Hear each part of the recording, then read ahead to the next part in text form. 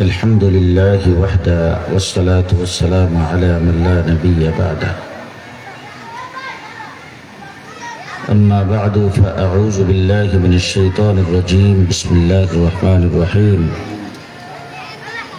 قل إن كنتم تحبون الله فاتبعوني يحببكم الله.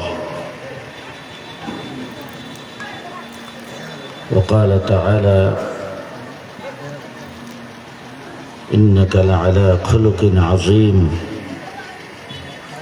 وقال تعالى ورفعنا لك ذكرك. صدق الله العظيم. وقال رسول الله صلى الله عليه وسلم لا يؤمن أحدكم حتى أكون أحب إليه من والده وولده والناس أجمعين. وقال عليه الصلاة والسلام من أحب سنتي فقد أحبني ومن أحبني كان معي في الجنة أو كما قال عليه الصلاة والسلام. बुजुर्गान मुहतरम हजरत उलमा इकराम, उपस्थित बरादरान इस्लाम,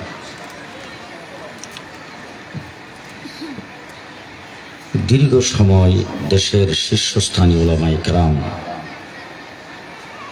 আপনাদের সামনে এসেছেন। মুহাম্মদুর রাসূলুল্লাহ সাল্লাল্লাহু আলাইহি ওয়াসাল্লামের জীবনের বিভিন্ন দিক নিয়ে আপনাদের সামনে আলোচনা করেছেন। বিশেষ করে বর্তমান সময়ে 2024 সনের জন্য আপনাদের যে কথাগুলি শোনা দরকার, আমার মনে হয় সেই কথাগুলি আপনাদের সামনে ওনারা আলোচনা করেছেন।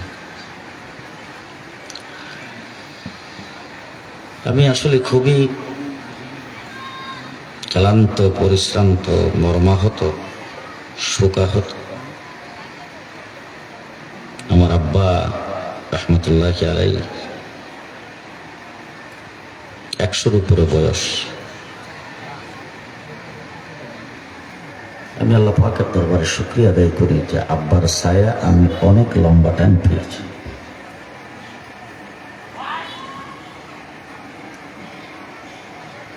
গত পরশুদিন ইন্তেকাল করেছেন।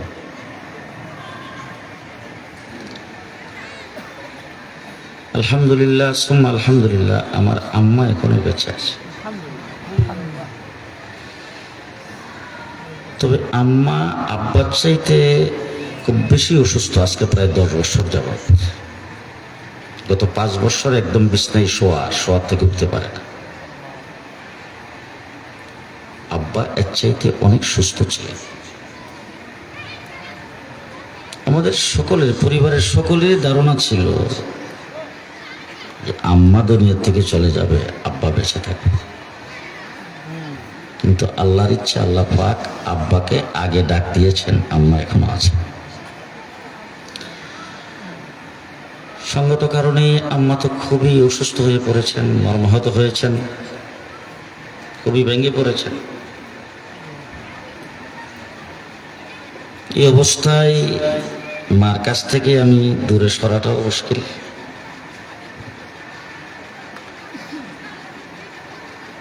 আর আমার আব্বার কিছু স্মৃতি আমার এমন ভাবে মনে হয়, আমি প্রায় রাত্রে 2টা, 3টা, 3:30 এই টাইমে বাড়িতে ঢুকতাম। মাহফিল করে যাওয়ার পথে আম্মা আব্বার একটু দেখে যাই।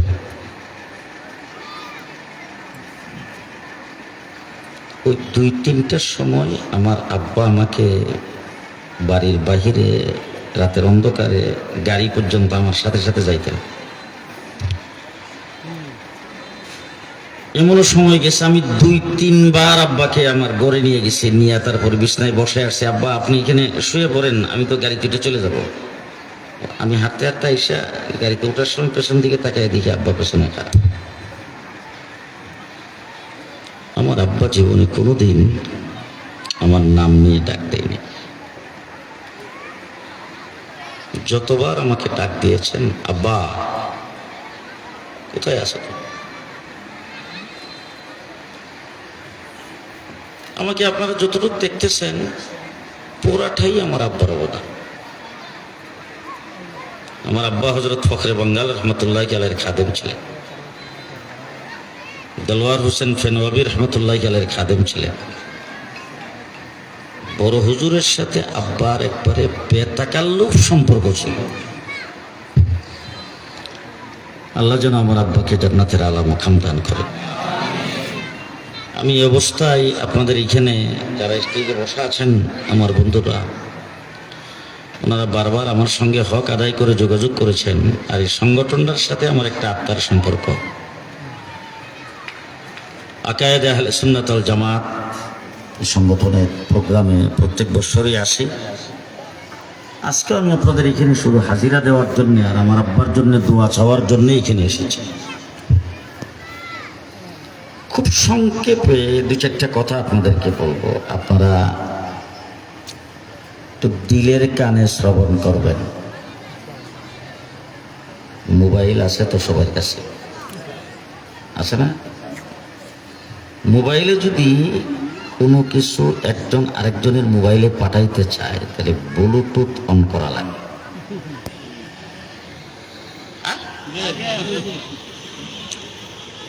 মেসেজ পাঠাইবার পরে, কোনো কিছু পাঠাইবার পরে যদি না যায় তাহলে জিজ্ঞেস করে, এই তোমার শেয়ারের বোধ হয় বন্ধ, ব্লুটুথ অন করা। মোবাইলে আমাদেরকে একটা সবক শিক্ষা দিয়েছেন, আপনি যদি আমার কথা শুনতে চান তাহলে আপনার দিলের ব্লুটুথ অন করে আমার দিকে রুজু হয়ে বসতে হবে। ঘুমাইছেন? জিন্দা আছেন তো?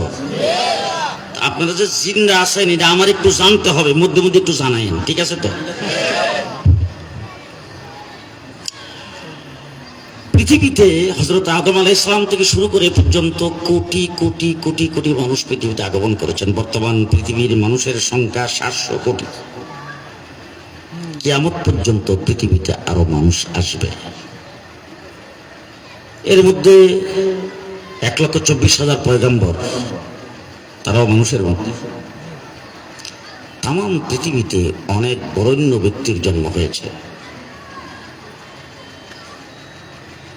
অনেক ইহুদি, খ্রিস্টান, বৌদ্ধ, হিন্দু, তাদের মধ্যে অনেক বড় বড় লিডারের জন্ম হয়েছে, সাহিত্যিকের জন্ম হয়েছে, বৈজ্ঞানিকের জন্ম হয়েছে। মুসলমানদের মধ্যে অনেক আল্লাহর ওলি, গাউস, কুতুব, মুহাদ্দিস, মুফাসসির, আইম্মা ইকরাম অনেকের জন্ম হয়েছে। পৃথিবীর যেই গণনারই হোক, যেই প্ল্যাটফর্মেরই হোক, যেই ধর্মেরই হোক, যেই চিন্তা চেতনারই হোক, কোন বরেণ্য ব্যক্তির জীবনী যদি আপনি আলোচনা করতে চান, জন্ম থেকে শুরু, মৃত্যু হইলে শেষ। বলেন বলেন জি। আমাদের ব্রাহ্মণবাড়িয়ার বড় হুজুরের জীবনী আলোচনা করবেন, জন্ম থেকে শুরু, মৃত্যু হইলে শেষ। ফখরে বাঙ্গালের জীবনী আলোচনা করবেন, জন্ম থেকে শুরু, মৃত্যুতে শেষ। মুফতি নুরুল্লাহ সাহেবের জীবনী আলোচনা করবেন, জন্ম থেকে শুরু, মৃত্যু হইলে শেষ। সাতগাঁওয়ের চৌধুরী সাহেবের জীবনী আলোচনা করবেন, জন্ম থেকে শুরু হবে, মৃত্যু হইলে শেষ। বঙ্গবন্ধু শেখ মুজিবুর রহমানের আলোচনা, জন্ম থেকে শুরু, মৃত্যু হইলে শেষ। জিয়াউর রহমানের আলোচনা, জন্ম থেকে শুরু, মৃত্যু হইলে শেষ। ইমামে আজম আবু হানিফার আলোচনা করবেন, জন্ম থেকে শুরু, মৃত্যু হইলে শেষ। আব্দুল কাদের জিলানীর আলোচনা, জন্ম থেকে শুরু, মৃত্যু হইলে শেষ। মঈনুদ্দিন চিশতির আলোচনা, জন্ম থেকে শুরু, মৃত্যু হইলে শেষ। এমনকি নবী রাসূলদের আলোচনা করবেন, জন্ম থেকে শুরু হবে, মৃত্যু হইলে শেষ। একমাত্র, শুধুমাত্র, কেবলমাত্র আমাদের নবী, আপনার নবী মুহাম্মদ রাসূলুল্লাহ সাল্লাল্লাহু আলাইহি সাল্লামের জীবনী আলোচনা পৃথিবী সৃষ্টির হাজার হাজার বছর আগের থেকে শুরু, জান্নাতে যায় শেষ। রাত্রেবেলা তো বেশি জোরে সুবহানাল্লাহ কইলে বাইরের মানুষে শুনবো, আসতে কইেন। কথা কি বুঝাইতে পারতেছি? যে পৃথিবী সৃষ্টির আগের থেকে শুরু, নাকি রবিউল আব্বাল থেকে শুরু? 12 তারিখ থেকে? এই জন্য আমরা উলামায়ে দেওবন্দ রবিউল আব্বালের 12 তারিখ পালন করি না, কারণ রবিউল আব্বালের 12 তারিখ থেকে শুরু না। বাংলা বুঝেন তো আপনারা? কথা বুঝতেছেন? পৃথিবী সৃষ্টির হাজার হাজার বছর আগের থেকে শুরু। এখানে তো শাইখুল হাদিস, দুই পাশে দুইজন বসা। হাদিসে পাকে রাসূল সাল্লাল্লাহু আলাইহি ওয়াসাল্লাম বলেছেন, কোরআন শরীফের সূরা ইয়াসিন আল্লাহ পাক পৃথিবী সৃষ্টির 1000 বছর আগে তেলাওয়াত করেছেন। কত বছর আগে? 1000 বছর আগে সূরা ইয়াসিন তেলাওয়াত করেছেন। এখন আসেন তো দেখি, উলামায়ে কেরাম এখানে বসা আছে, সূরা ইয়াসিনের প্রথমে আল্লাহ পাক তেলাওয়াতটা কি করেছেন? সূরা ইয়াসিনের প্রথমে আল্লাহ পাক বলছেন ইয়াসিন। মুহাম্মদ রাসূলুল্লাহ সাল্লাল্লাহু আলাইহি ওয়াসাল্লামের 99টা নাম, তার মধ্যে একটা নাম হলো ইয়াসিন। ওয়াল কোরআনিল হাকীম, হিকমতে পরিপূর্ণ কোরআনের কসম। ভালো করে বুঝেন।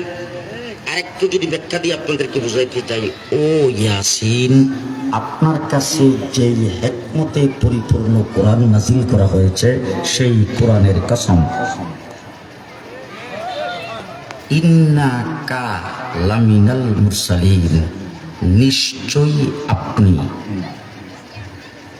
আমার দিকে খেয়াল আছে তো? নাহলে বুঝবেন না, ভালো করে বুঝবেন।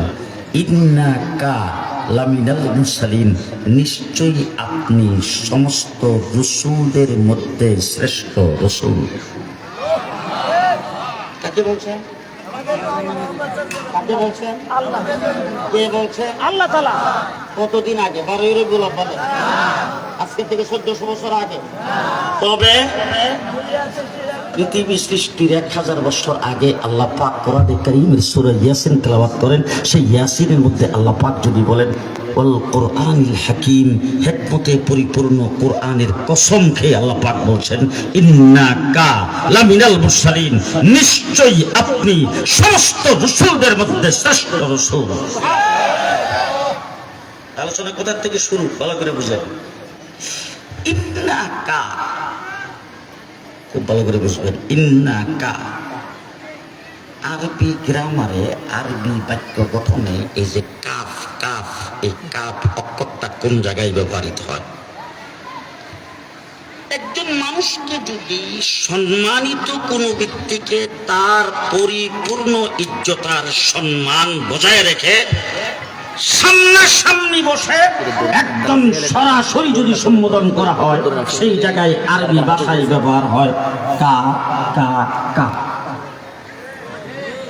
এখন ওনারা আমার সামনে আসেন, ওনাদেরকে যদি আমি সম্বোধন করি আরবি ভাষায় ব্যবহার হবে কা। আপনারা অর্থ বুঝালেন, আপনি, তুমি। এখন একজন মানুষ সামনে নাই, সেই মানুষটাকে আপনি বলে, তুমি বলে না, সে, উনি, কথা কয় না। আরবি ভাষায় কাপ এই জমিটা ব্যবহৃত হয় সরাসরি কোনো ব্যক্তিকে সামনে বসায়া সামনাসামনি সম্বোধন করলে। 30 পারা কোরআন শরীফের দিকে একটু তাকায় দেখেন, আল্লাহর হাবিবকে আল্লাহ পাক যেখানে সম্বোধন করেছেন সব জায়গায় এই অক্ষরটা ব্যবহার করেছেন। ফালা ওয়া রাব্বিকা ফালানুওয়াল্লিয়ান্নাকা ফাওয়াল্লি ওয়াজহাকা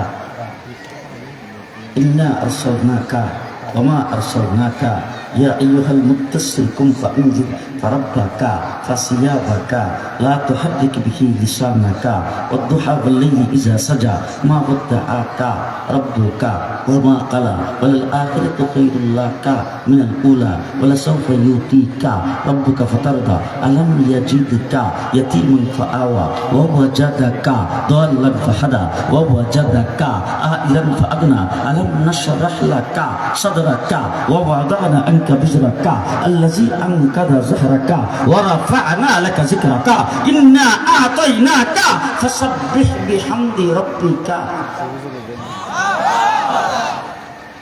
আল্লাহ পাক বলেন, আল্লাহ পাক বলেন, ও হাবিব, ভালো করে শোনেন, ও আমার ইয়াসিন, হিকমতে পরিপূর্ণ কোরআনের কসম, ইন্নাকা লামিনাল মুরসালিন।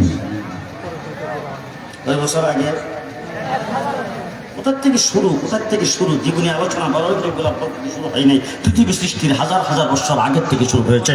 রূহের জগতে আল্লাহ তাবারক ওয়া তাআলা হযরতে আদম আলাইহিস সালামকে সৃষ্টি করার পরে আল্লাহ তাবারক ওয়া তাআলা রূহের জগতে একটা সেমিনার আহ্বান করেছেন। এই সেমিনারে আল্লাহ হলেন আলোচক, সেমিনারের শ্রোতা হলেন 1,24,000 নবী, আর সেমিনারের আলোচ্য বিষয় হলো বিশ্ব নবী মুহাম্মদুর রাসূলুল্লাহ। ভালো করে বুঝেন, সেমিনারটা বড় না ছোট? দামি না কম দামি? জি, 1,24,000 নবী হইল এটার শ্রোতা, আর আলোচক স্বয়ং আল্লাহ।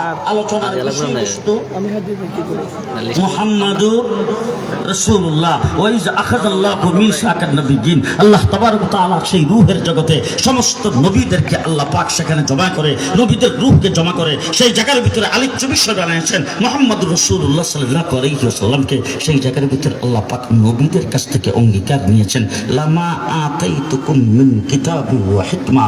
ও আদম, ও শীশ, ও শুআইব, ও ইদ্রিস, ও ইহইয়া, ও মূসা, ও জাকারিয়া, ও হারুন, ও ঈসা, ও ইব্রাহিম, ও ইসহাক, বিশ্ব নবীর, বিশ্বের সমস্ত নবীরা যাদেরকে নবুয়ত দিয়ে পৃথিবীতে প্রেরণ করা হবে, তোমরা ভালো করে শুনে রাখো, লামা আতাইতুকুম মিন কিতাবি ওয়া হিকমা। কিতাব আর হিকমত থেকে কিছু কিছু আদম থেকে ঈসা পর্যন্ত তোমাদের সকলকে দেওয়া হবে। মিন মিন মিন কিতাবি ওয়া হিকমা, কিতাব থেকে কিছু, হিকমত থেকে কিছু আদম তোমাকে দেওয়া হবে, কিতাব থেকে কিছু, হিকমত থেকে কিছু ইব্রাহিম তোমাকে দেওয়া হবে, কিতাব থেকে কিছু, হিকমত থেকে কিছু মূসা তোমাকে দেওয়া হবে, কিতাব থেকে কিছু, হিকমত থেকে কিছু ঈসা তোমাকে দেওয়া হবে। 1,24,000 পয়গম্বর সবাইকে আল্লাহ পাক বলেছেন, শুনে রাখো তোমাদেরকে কিতাব আর হিকমত থেকে কিছু কিছু তোমাদেরকে দেওয়া হবে, কিন্তু আমার হাবিব যখন পৃথিবীতে আগমন করবে, ইন্না আতাইনাকাল কাউসার,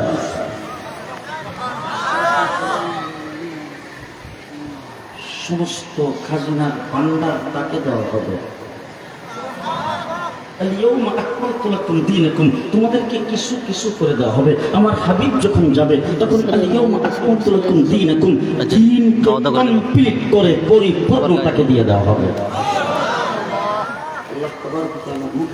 নবীদের সামনে মুহাম্মদুর রাসূলুল্লাহ সাল্লাল্লাহু আলাইহি ওয়াসাল্লাম সম্পর্কে অঙ্গীকার নিয়েছেন। সেখানে আল্লাহ পাক আলোচনা করেছেন। হযরত আদম আলাইহিস সালাম জান্নাতে গেছে, যে দেখে প্রত্যেকটি গাছের পাতায় পাতায় লেখা লা ইলাহা ইল্লাল্লাহ মুহাম্মদুর রাসূলুল্লাহ। আল্লাহ জিজ্ঞেস করেছেন, আল্লাহ আদম আল্লাহকে জিজ্ঞেস করেছেন, ও আল্লাহ দেখলাম এটা বুঝতে পারলাম না, তোমার নামের সাথে কার নামটা রাখছো? আল্লাহ তার না বানিয়ে তোমারও বানাইতাম না।